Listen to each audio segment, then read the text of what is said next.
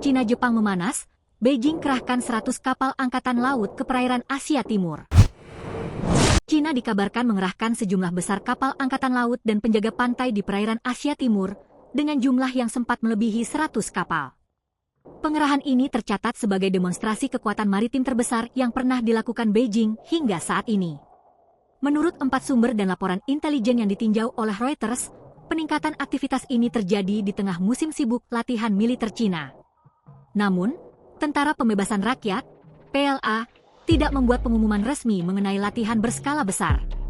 Meski begitu, per Kamis pagi kemarin, terdapat lebih dari 90 kapal Cina yang beroperasi di kawasan tersebut.